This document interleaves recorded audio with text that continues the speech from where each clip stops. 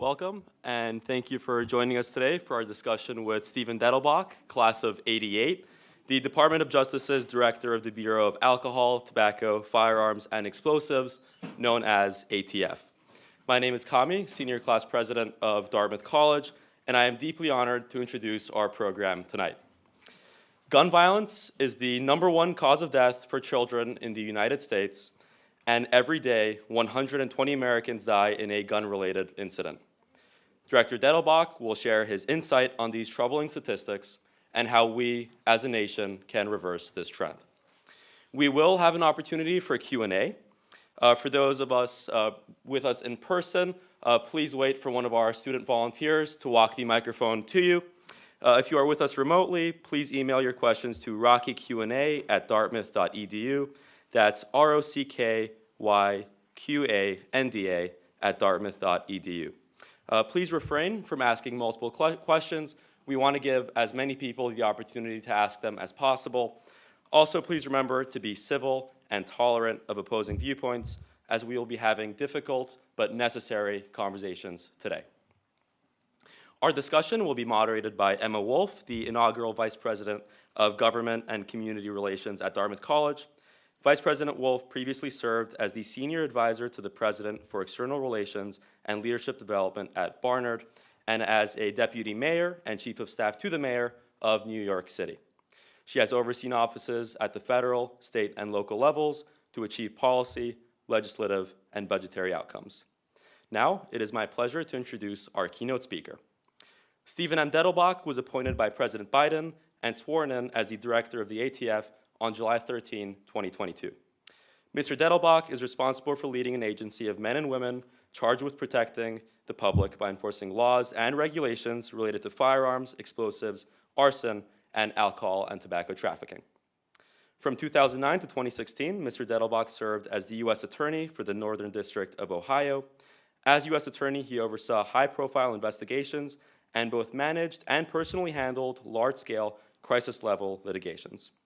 After clerking for the Honorable Stanley Sporkin, Mr. Dettelbach served from 1992 to 2006 as a career federal prosecutor in the Civil Rights Division and at 3 U.S. Attorney's offices. He was also detailed as counsel to the Senate Judiciary Committee shortly after the 9/11 terrorist attacks.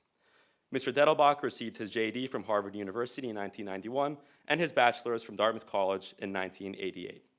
With that, I am honored to invite Director Dettelbach to the podium to share his thoughts on gun violence in America.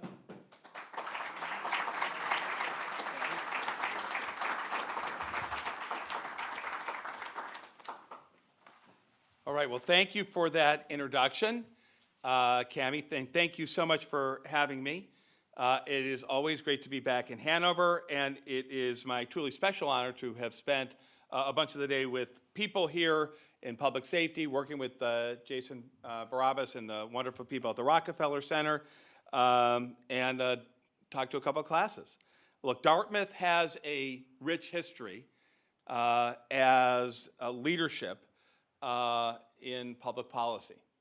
That's since the days of, obviously, Daniel Webster, through the public engagement of President Dickey, John Sloan Dickey, to my time here with James Friedman as the president, and to the great public servants from this university, from this college, that I work with, including 3 sitting United States senators.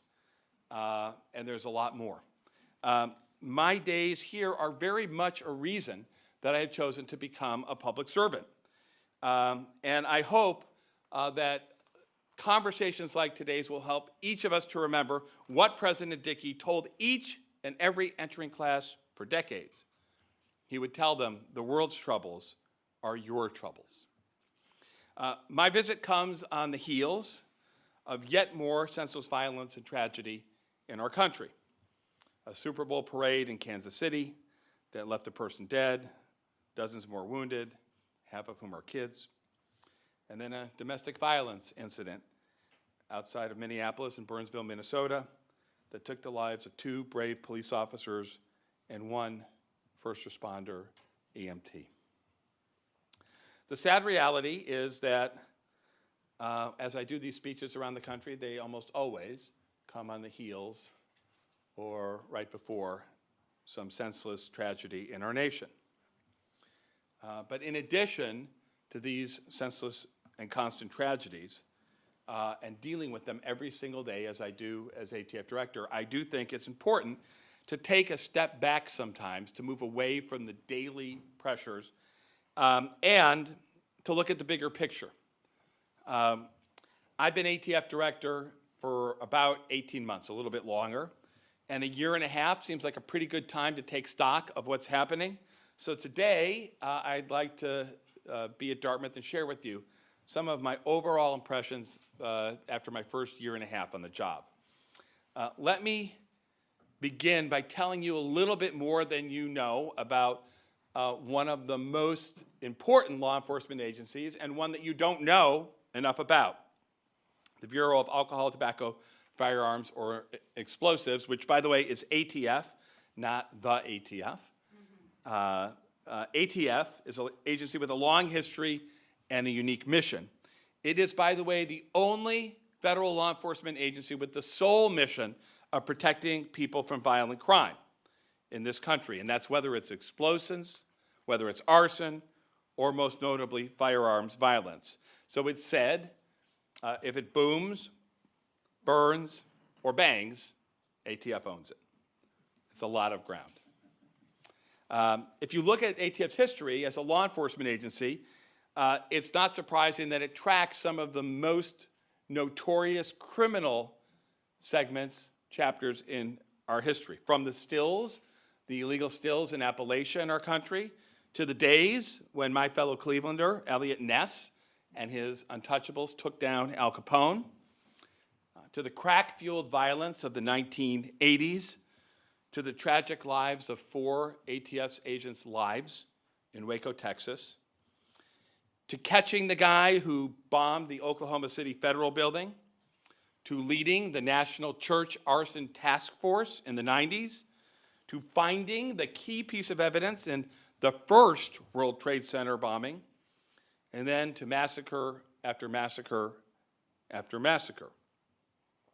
At high schools, like Columbine and Parkland, at elementary schools, like Newtown and Uvalde, at nightclubs, like Pulse and Club Q, at places of worship, like Tree of Life Synagogue and Mother Emanuel in South Carolina, at grocery stores and movie theaters and concerts, like a Walmart in El Paso, a Tops in Buffalo, and a venue in Las Vegas, at subways and parades and bowling alleys in places like Brooklyn, in the Bronx,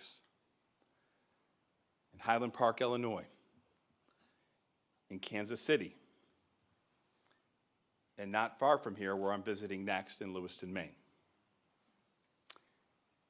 And of course, on college campuses, Virginia Tech, Michigan State, UNLV, and just recently Colorado College, and so many more. Countless that don't make the news ever, that just happen. ATF is an incredible place with incredibly brave people. People that I get to work with who literally run into the gunfire every single day. Think about that. Because there is not a single day in this country without an incident of gun violence. By the way, there's not a single day without scores and scores of them. So to put a finer point on it, it is more than worth the time to try and get past some of the rhetoric and try to understand what we at ATF and what we as Americans need to try to do about this problem. Now, in operational terms, ATF has 2 functions. We have a law enforcement function and a regulatory function. As law enforcement, ATF has over 2,500 agents spread across the country who investigate and solve significant violent crime cases. These are brave, badge-carrying, gun-carrying agents who are on the street every single day and night. On the regulatory side, ATF is the chief regulator for 2 significant industries, the explosives industry and the firearms industry. We conduct regulatory inspections. We write and implement rules.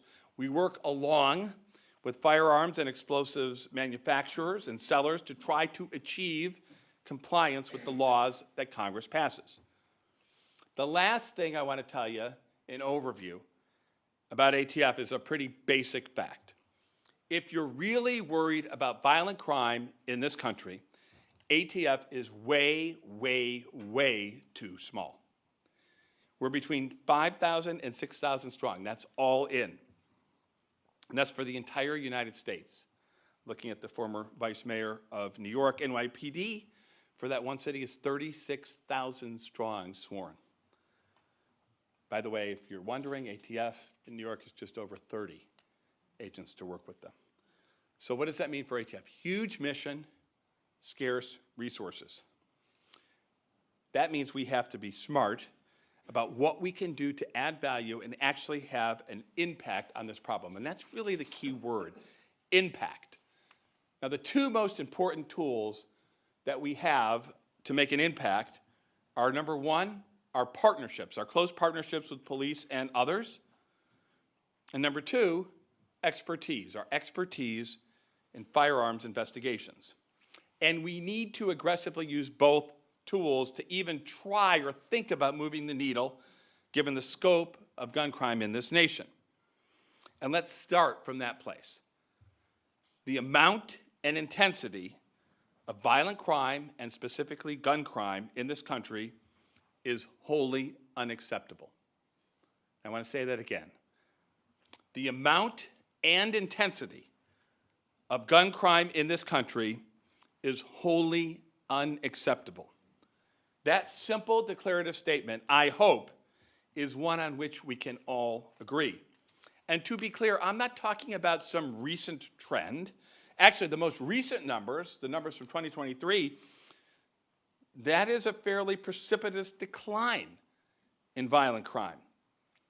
Even though it may not feel like it, it's down by double digits in many cities across the United States. Murders, down by 13% across 175 cities. Some examples, down 11.43% in New York City, down 15.5% in LA, down 12.7% in Chicago, down 19% in Baltimore.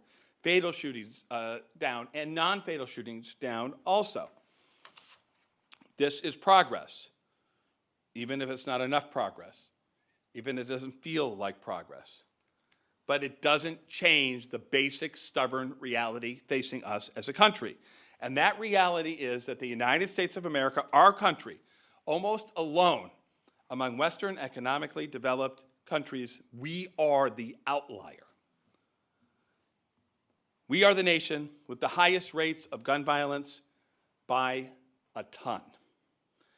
For instance, if you compare us to the United Kingdom, right, the country from which our legal tradition emanates, we have the same amount of violent gun deaths as they have in a year in one day in this country. And by the way, it's a good day. That would be a good day. Last year, even with steep decline in homicides, as I mentioned, there were 43,042 people who died from gun violence in America. As Cammie said, that's 118 people every single day. And another 36,336 were shot but survived, many with life-changing injuries. Let's look, as Cammie said, at how this problem hurts the people that we claim are most important to us and what that says about us. Firearms violence is the leading cause of death for American children. Not cancer, not car crashes, guns. And while the sheer amount of gun violence is shocking enough, the nature of the gun violence we're facing is also shocking. Among the worst examples I can tell you about is the return of the fully automatic machine gun to our nation's streets. Now, Congress started trying to deal with that problem almost 100 years ago, in the days of Al Capone and the Tommy gun. And except basically for the government and the military, new machine guns have been outlawed in this country for decades. But thanks to tech innovation, by the way, the bad kind of tech innovation, the misuse of 3D printing, machine guns have come pounding back to American streets like the sound of jackhammers. Let's talk about the number of mass casualty events, many also powered by incredibly lethal weaponry. That is also growing. 2023, last year alone, talking about mass shootings. So we're talking about shootings where 4 people or more were shot, not including the perpetrator. 650 in 1 year. I remember when Columbine hit in '99. I remember when Virginia Tech hit in 2007. And it hit like a ton of bricks. I am scared that we're headed to a place now with all these mass shootings where when something like that happens, we just call it Wednesday. But we cannot let that happen. We cannot be complacent in that way. We cannot accept this. I spend a lot of my time in my job talking with police officers, law enforcement agents. I also spend a lot of time talking with victims and survivors of violent crime. I do that for a lot of reasons. And the most important reason, though, to me, is that it always makes the point and reminds each and every one of us that these are not just numbers. Each one of these shootings is a tragedy that takes lives and changes other lives forever. And that's whether it makes the news or not, whether it's a suicide of a child or a drive-by in a city, whether it's a massacre at a parade or a spray of bullets on a subway, whether it's a man who kills his family and murders police, or a student with an AR shooting up their school. Birthdays that never happen. Empty seats at tables over the holidays. Parents left with unconsolable grief. Kids left without parents. And I submit to you that it is our patriotic duty as Americans to respond, to think of these people, to have their backs, to view this tough news as a call to action. And that is certainly what we do at ATF, which is why, as director, the people I work with at ATF are truly heroes to me. At ATF, these kind of tragedies generate a choice every single day. Either you're going to give up and throw the towel in, or you're going to try to make things better. And every single day, these folks at ATF that I get to work with, they choose to fight. I want to spend a little bit of time talking about exactly what we're doing, about our strategy to try and reduce violent crime in this country. Now, I'll tell you, in my view, any strategy, any credible strategy to reduce violent crime in this country has to have 2 pillars. The first is we have to identify the trigger pullers, the relatively small group of shooters that are out there terrorizing our communities, driving violent crime. These folks are dangerous. They belong in jail, and it is our job as law enforcement to put them there, to protect the innocent. Second, we have to cut off the seemingly easy and endless flow of guns to those same people. The people we all agree and who the law says should not have guns. And we have to do both of those 2 things. Anyone who thinks we can just attack the problem by cutting off the supply of crime guns but not punish the extremely violent people who are using them are wrong. And so are people who say, no, no, no, just punish the criminals, but don't worry about how they're getting those guns so easily every single day. They are wrong too. So the real question is, how do we get the worst of the worst off our streets and cut off or at least slow down the supply of guns to them? Now, I'll share some details, but to remind you, it starts with those 2 things I said before, our partnerships and our expertise. And ATF's expertise, what I mean in this context, is something you're going to hear about called crime gun intelligence, or CGI. Now let's start with the first pillar. Let's talk about catching the bad guys. For ATF, Partnerships are not just an occasional strategy. They are indispensable to our mission.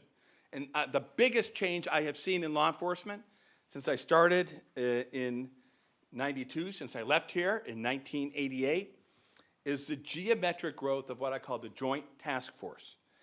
That's not a bell and whistle in law enforcement anymore. That is a way of everyday life.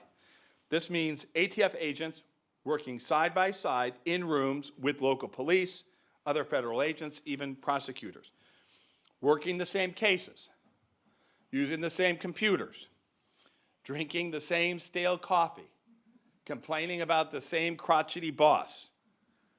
That collaboration means more than just extra bodies. It means more ideas, more capabilities, more expertise.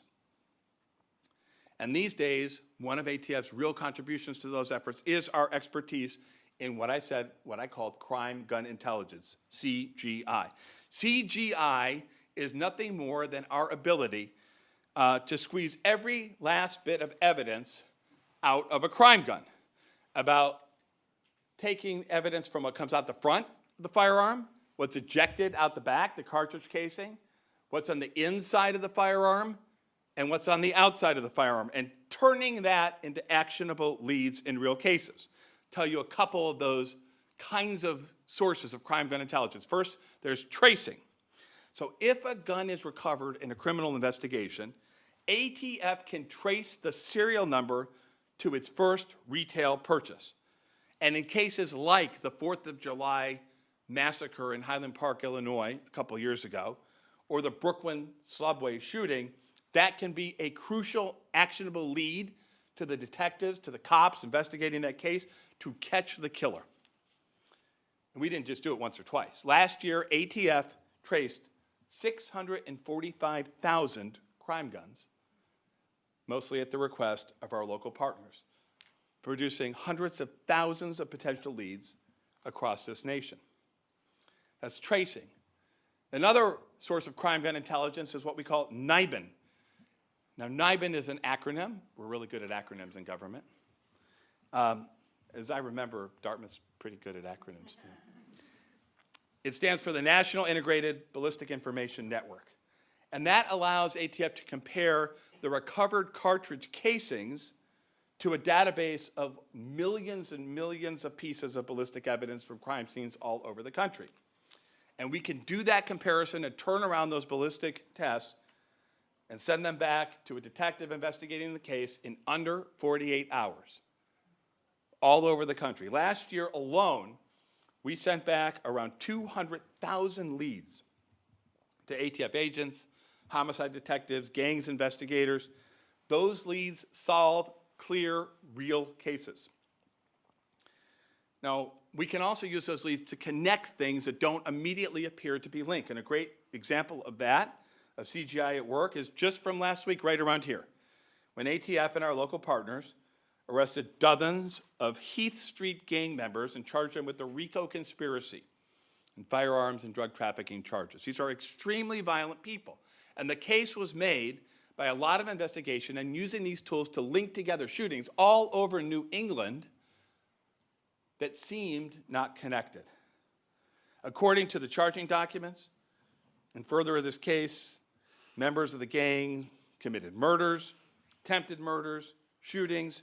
Over 40 defendants were charged as a result of this work. Our SAC, our special agent in charge, Jim Ferguson, who is sitting right here, protecting New England for ATF, and the men and women who work for him did that work with our partners. We've had a busy couple months here in New England. That same team was integral in the response to the Lewiston shooting. It was also ATF agents in Burlington, Vermont, who made the arrest and put the cuffs on a man suspected of shooting 3 Palestinian youths who were simply walking down the street on their Thanksgiving break.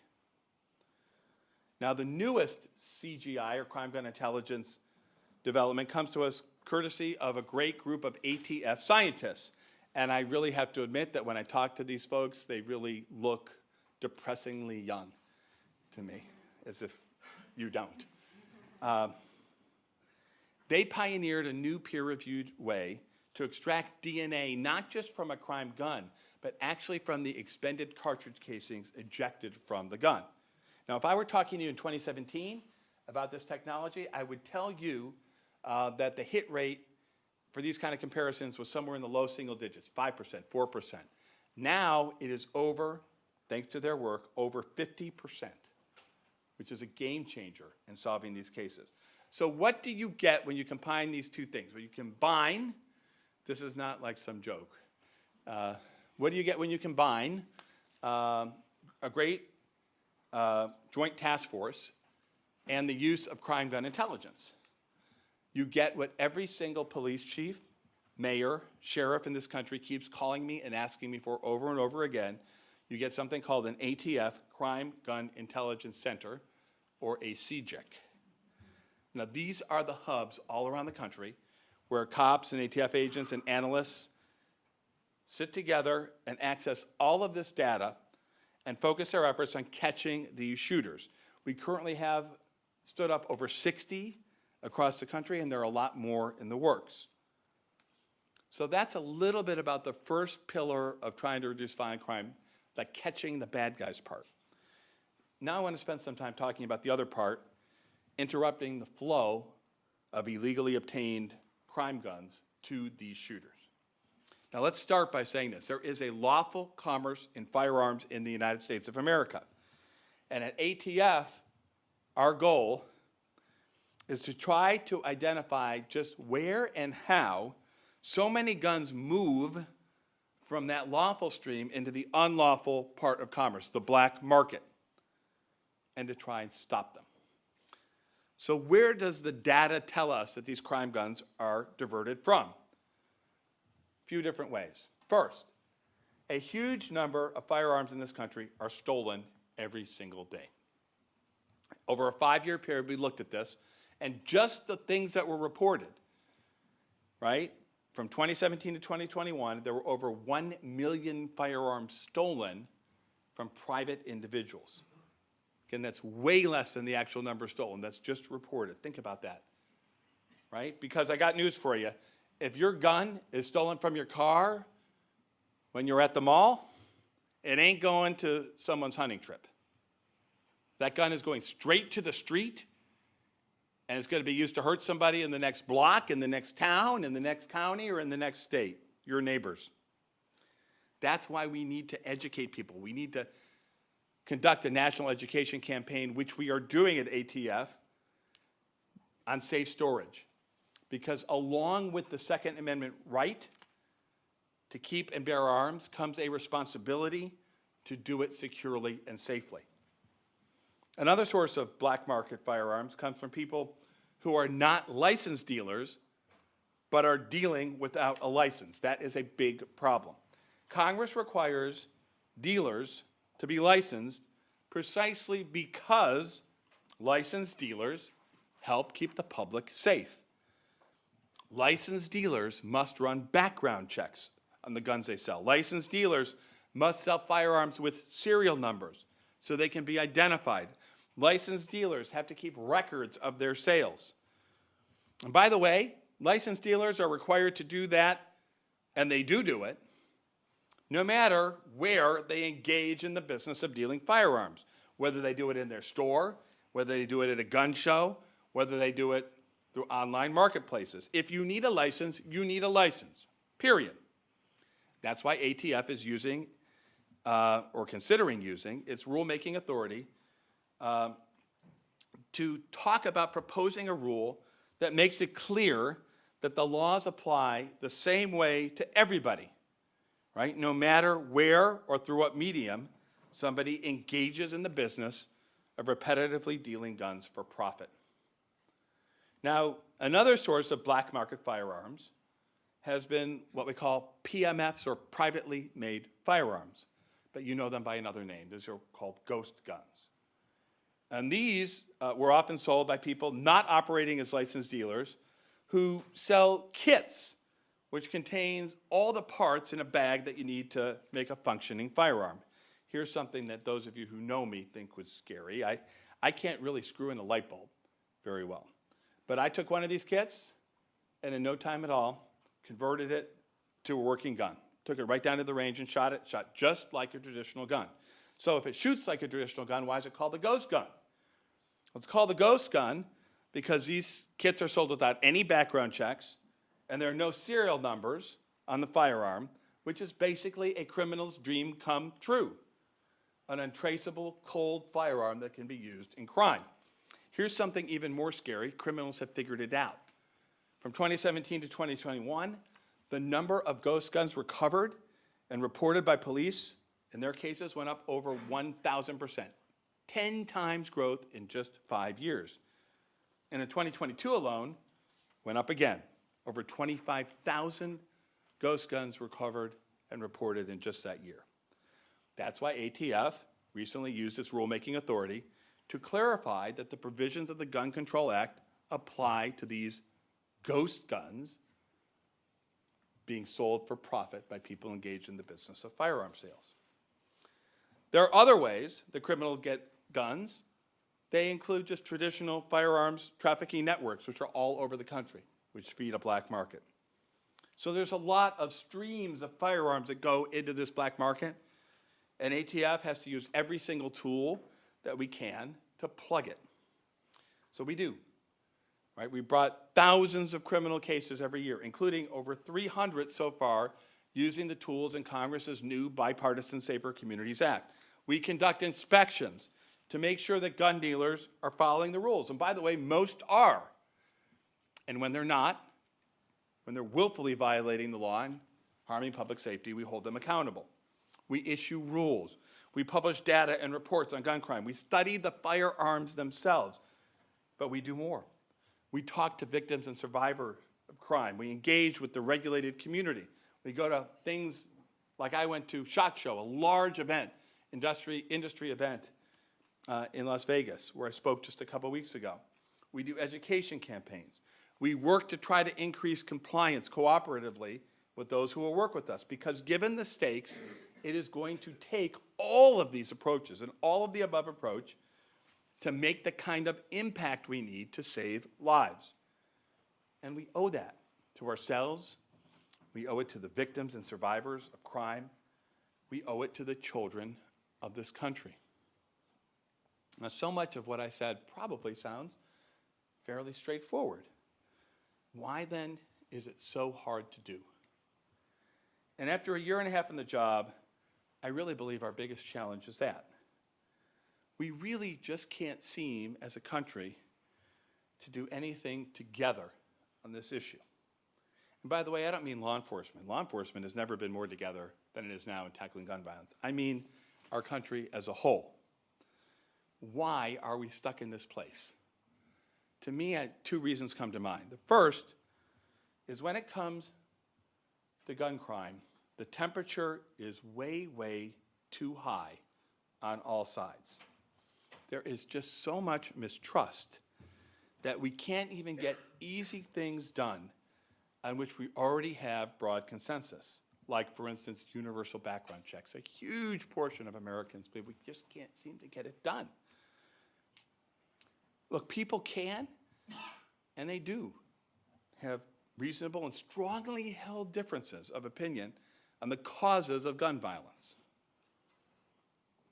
But we have to try to do better at debating the issues instead of attacking each other's characters. So let me give you some examples. On one side, the notion that somehow law-abiding gun owners support violence is untrue and makes no sense.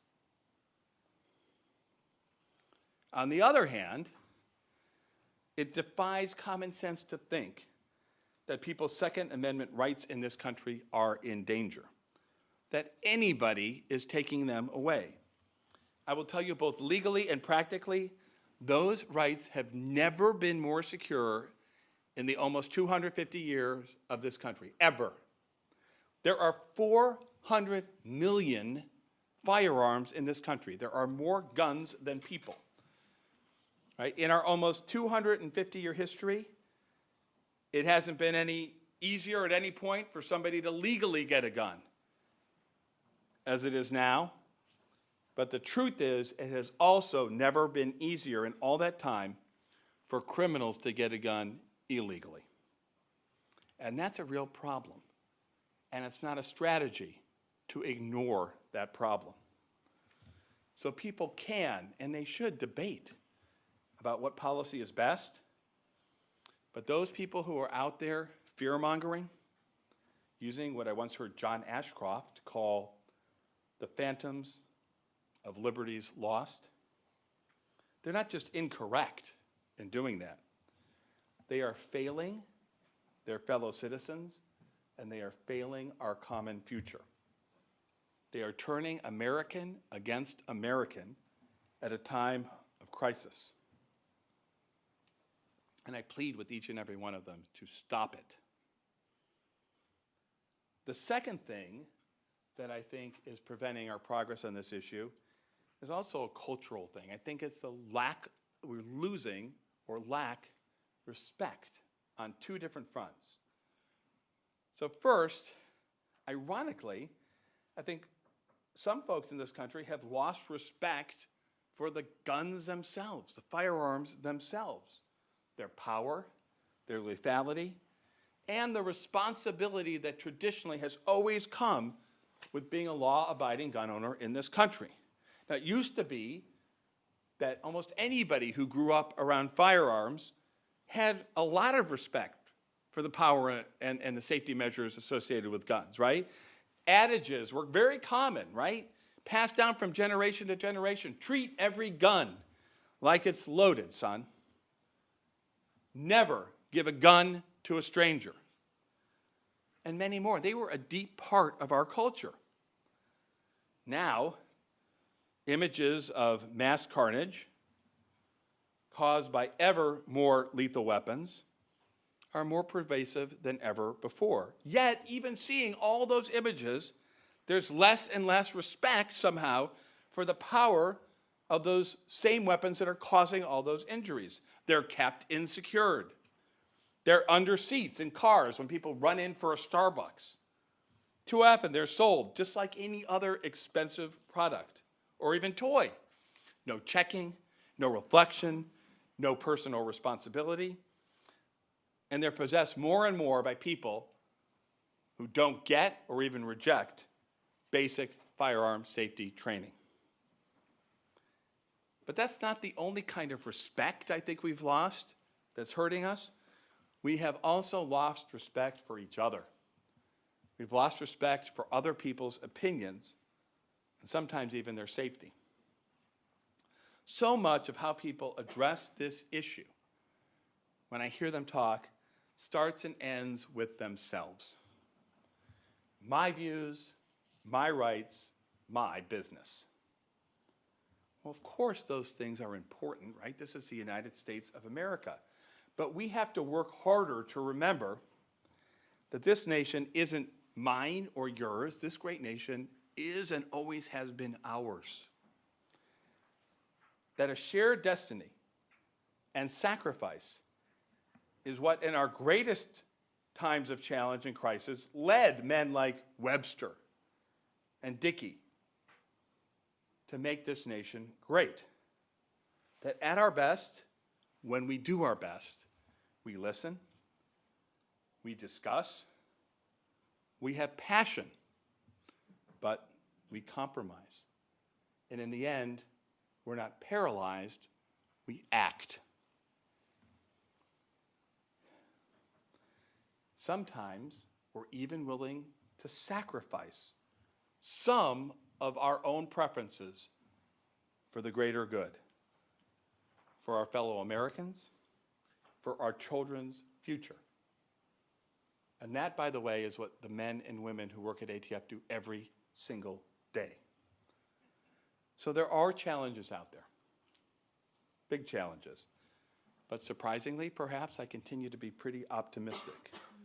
Why am I optimistic? I'm optimistic because I believe in data. And the data show that violent crime is dropping, that there is a strategy that can work, that there is a path forward. And how can I not be optimistic? When I go to work every day with the people at ATF who are out there risking their lives for total strangers, people they don't even know, who do that and sacrifice all the time. How can I not be a bit optimistic when I meet with ordinary citizens who I've seen after they've had the worst loss imaginable? And not only do they have the strength to survive, but many of them devote themselves to preventing others from having to live through that same loss and pain. Violent crime is not new. The difference is that with modern firearms technology and newly accessible markets, the spontaneity and the lethality of that violence is more challenging to combat than it ever has been before. But to paraphrase President Kennedy and President Biden, these are problems that are caused by humans, and they can be resolved by humans. In this case, by Americans acting together. Even Americans who disagree with each other, acting together. But to do this, we have to be ready, all of us, to discuss, to listen, to compromise, and yes, even to sacrifice just a bit for the greater good, like those men and women at ATF. Like so many people have sacrificed so much in our history. We need to take this drop in violent crime not as some occasion for celebration, but an opportunity for action, to continue to address hard issues in front of us, to do the work of discussion, and the work of compromise, and the work and the risk of action. And I hope and I expect that folks from Dartmouth, once again, as they have so many times in the past, will lead in that hard work. As a country, we've done it before. We can do it again. And like so many times before, lives depend on it. Thanks.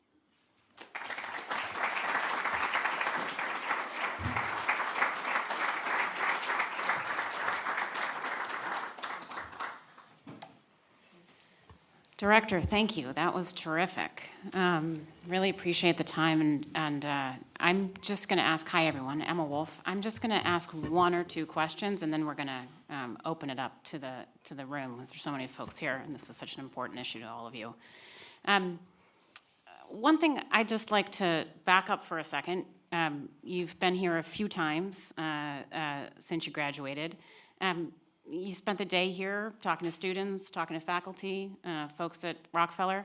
Can you share some reflections? Were you going trip down memory lane, thinking about how you got to the place that you got to because of Dartmouth? Just a little reflection on the day. I went down memory lane, but I did not go down fraternity row. Important. So, they're glad you didn't. Yeah, you know, this place is a huge part of why I chose public service. You know, I was not an activist, you know, growing up. And I, you know, I was a sports kid and, you know, pretty quiet on these kind of issues. And I came to Dartmouth, I came to be a doctor, physician, pre-med. You know, we had a lot of great, by the way, healthcare people in the audience who I talked with today also who are working on this problem. My senior or junior year, I actually, this was in the late 80s, I started a student group here called Responsible AIDS Education at Dartmouth. And that was outside my comfort zone. I'd never sort of done, that was sort of when the wave of AIDS epidemic deaths was sort of cresting. It was an issue, a public health issue that was unfortunately filled with controversy in our country, sort of inexplicably. And it was a peer-to-peer education group, and it was relatively straightforward. It was talking about, you know, issues relating to situations that kids at school might be in and being safe. But it was, because it was part of this bigger thing, I got dragged into this sort of more hot-button debate. And wow, that changed me. That really changed me. It changed me. It sort of said, you know, hey, you know, there's a group, and by the way, it wasn't all pleasant getting dragged into that. I didn't really plan for it. But it changed who I was, and I think it left me with the impression that I didn't want to be on the sidelines, complaining. I wanted to actually have some skin in the game, and 35 years later or so, here I am. Thank you. I'm going to one more, and then we'll open it up. You talked a bit about the size of the office of ATF and what a tremendous challenge that is. But it must mean for you, when you're thinking about how you approach it strategically, is how you can get the most bang for your buck, how you select your priorities. So how have you thought about that? Knowing that you have a tenth of the staff that you would like, where do you place your biggest, where do you put all your chips? So I tried to describe that, but I'll be a little more pointed. So in addition to the way I described it, I would say, look, on the worst of the worst, right? We have to be able to develop the technology and the ability to identify those few people who are really driving violence. Almost all the literature tells you that you have this many people who engage in criminal conduct, but out of that, a much smaller group are trigger pullers or shooters who are driving gun crime and violent crime. And if we can develop the expertise, the investigative expertise, to identify those folks up front, we can, number one, focus our limited resources first and foremost on those individuals, which enhances community safety, because all the literature also shows, there's a great Northeastern study on this, all the literature also shows that those folks, they don't just do it once, right? They will shoot again and again and again. And so, by taking them out of the population, you're both punishing a horrible act that happened before and hopefully preventing, it's called the shooting cycle, from continuing. And the other thing you do is you don't damage the community as a whole, right? The sort of the days of just flooding law enforcement into whole vast swaths of parts of cities as high crime areas, right? Is got to be in the past. We don't have enough people to do that, and there's a tremendous collateral consequence for the 10 people that you stop who aren't doing anything wrong, right? So by that is where we're putting our chips. We're putting our chips on the table, and this strategy is, if we focus on the fewer people, but who are really, there's data that shows they're driving violence, that we will drive down violent crime, gun crime in this country. That's, if I had to name one thing we're doing, that's it.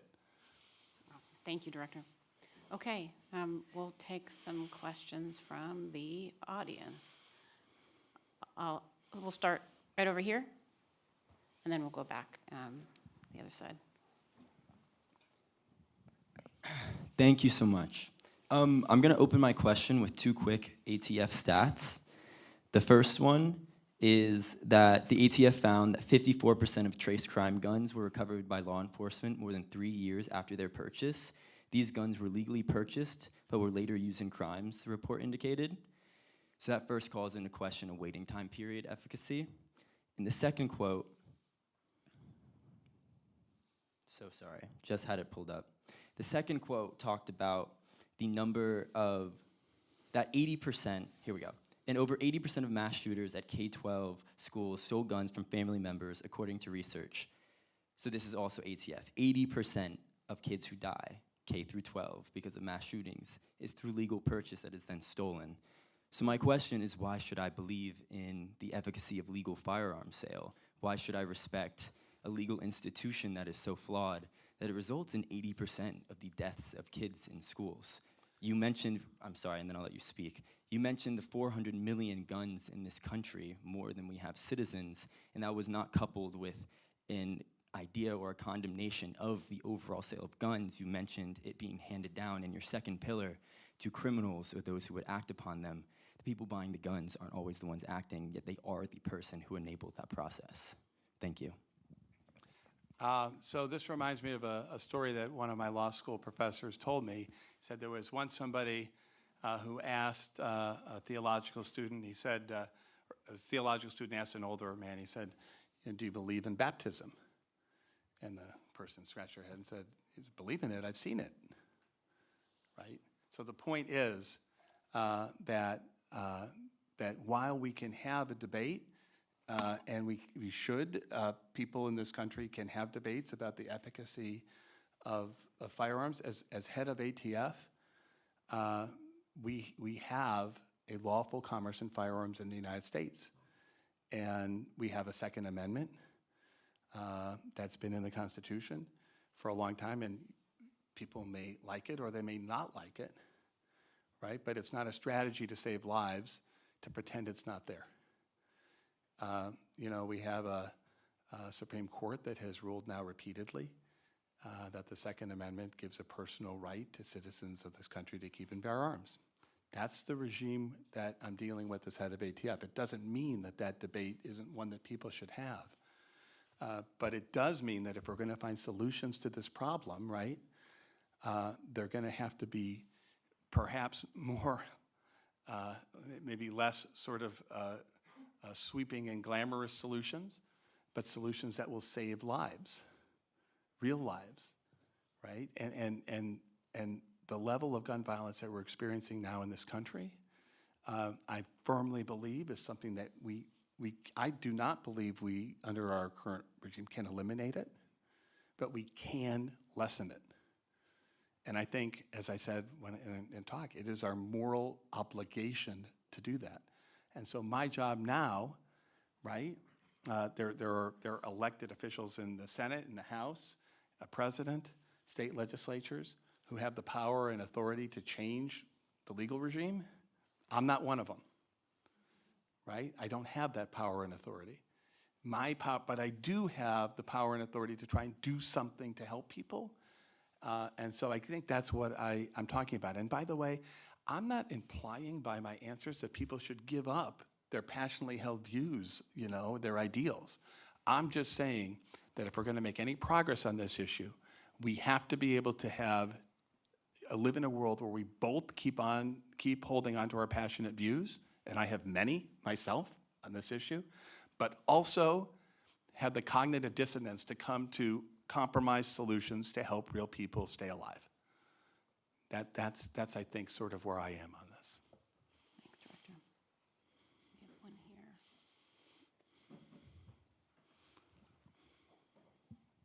Hi, thank you. I understand the problem with the bad guys, but thousands of children, suicides, and domestic deaths are caused by guns owned by law-abiding citizens. How do we address that? That's a really important question. So you're right. A huge number of firearms owned by law-abiding citizens are used for suicides and other things, right? And so I think there's a couple things we need to do. I think first, and I talked with the healthcare community about this today and people who are here today, I think we need to band together, not just in government, but in as a healthcare community, in academia, I think, in state and local government, to try and ensure that people take more care to safely secure the firearms that are used that end up causing tragedies in their own lives, right? Lost children and horrible things. I don't think we're where we need to be on that. And I think that the most important thing we need to do is to make those, the ways we do it. We recently, the Secretary of Education and ATF were at the White House with the new Office on Gun Violence, and we were talking about safe storage, right, secure storage. This is a crucial issue. So I think that's, we have to both lift that up, and then policymakers have to decide if they want to go a step farther. That's up to them. But I mean, to me, you have to at least talk to law-abiding people about what's in their own interest. And I think, we should be going back to the days where, there were organizations that lived and thrived, first and foremost, on gun safety. Right? I mean, the NRA was founded on the notion of gun safety training. And so to me, we have to do better at that. I just think, and then I'm not a psychologist or a psychiatrist. I'm not a mental health professional. Obviously, those are very significant issues. But I am a parent, and I think, as a country, I just feel and I don't have the expertise, but I'll just tell you, I just think, I'm not judging. In my house, my own kids were in the basement, shooting up large cities for years on end on these, virtual games that look surprisingly real. And this blend of horrific images seems to now interchangeably flow between what's real and what's virtual. And so when I hear, as I am hearing, that violence is creeping into the lower teen age brackets, that we're having 12-year-olds, 13-year-olds routinely committing really horrific, violent acts, right? I wonder, if there's something more we can do on that end too. So it's a very hard problem. I mean, in this space, if you're devoting yourself, as you may be, to making progress in this space on gun violence, it's tough sledding. There's a lot of different problems, and I guess what I would say is, maybe if I could, one more thing. Please. The test for the solutions, to me, and maybe this is another way of responding to the thoughtful comments before, the test can't be, will this solve everything? Mm-hmm. If the test is, well, we shouldn't do that. Why shouldn't we do it? Because it won't solve the problem. Mm-hmm. I hear that all the time. That's not the test. To me, there's two tests. One of them is it lawful? And the second is it going to save some lives? And anything that is lawful and is going to save some lives, we have a duty to consider. And we're going to make progress on this inch by inch, right? This is trench warfare for public safety, inch by inch by inch. That's the only way I think we're going to make progress. Thank you. Right here. The St. Albans, for sure. Hi, I had a question about folks trying to sidestep the regulatory process to sell guns, either through the privately manufactured firearms or through folks, trying to claim that their silencers are actually solvent traps that can be easily modified. I'm curious. You talked about the regulatory efforts that that ATF is taking. What kinds of investigatory efforts are they taking to combat this trend towards, sidestepping this regulatory process? Yeah, that's an excellent question. So I go around the country talking to ATF. I met with ATF people just before this meeting, and I talked to all. And one thing I say to them is, we are one ATF. So there's not a regulatory side and a criminal side, right? We have fact patterns that are in front of us, and we have to determine how to best handle those fact patterns based on the case, right? And we should be seamlessly communicating. So what does that mean? That means that as we do inspections, if we are developing evidence of criminal conduct, we need to immediately investigate those matters criminally. That means that we might start out warning somebody, hey, you can't do this. And they may say, oh, this isn't a criminal case because I didn't have the intent to violate the law. And then we tell them, well, now you know. And if they keep doing it, right, then we may reconsider, based on the evidence, what we think is the proper response. And so there are also, as you pointed out, these sort of, and so that's the regulatory process kind of, is part of both ensuring compliance for people who don't want to violate the law and, warning people who are violating the law that they need to stop or else we'll have to consider other action. Recently I issued a letter, ATF did, on the solvent trap question, and so that's people need to be on notice that things that are silencers that are manufactured with the intent and parts that include the intent to be used as a silencing device, these things need to be run through the National Firearms Act process. You can't freelance and ignore the law. The law applies to everybody equally, right? And you said it right. People who are intentionally trying to, quote, get around the law, the law is to be followed, not to be ignored. Yes. And this is the last one. Oh, then you should give it to a student. I am having trouble keeping up with the quickly raised hand, so if Oh. people want to do that again, I'm happy to do that. Oh, come on, ask your question. I bet it's the one that's on a student's mind too, so. Well, it actually piggybacks off a couple questions that you were already asked. And I want to thank you, first of all, for emphasizing the importance of partnerships. I sit on the local school board, which is actually 3 school boards, but that's beside the point. But there is a very active effort nationally now through Be Smart, which is part of Every Town for Gun Safety, to encourage school boards to pass resolutions that will promote safe storage in the schools in their district. I don't know if you're aware of that, but I would really encourage you to expand your comments about safe storage to refer to these specific actions that people in communities can take with their local school boards, which will in fact do a tremendous amount to save lives. I didn't know about that, and thank you. I'm also going to highlight one other thing I learned today. So I learned today that there's a group of people in Vermont who are working to try and create places where people who feel like on their own they don't want to be near the guns that they own anymore for some period of time can take them and be safely stored away from them. And they're using the gun industry, the dealers, as trusted people who perhaps somebody bought a firearm from and trust as a way to facilitate that. So there's a lot of incredible innovation going on out there, and I would love to find out more about that program. But I'm just encouraging all of you, these kind of local ideas, these kind of, people say that the states are the laboratories of democracy, right?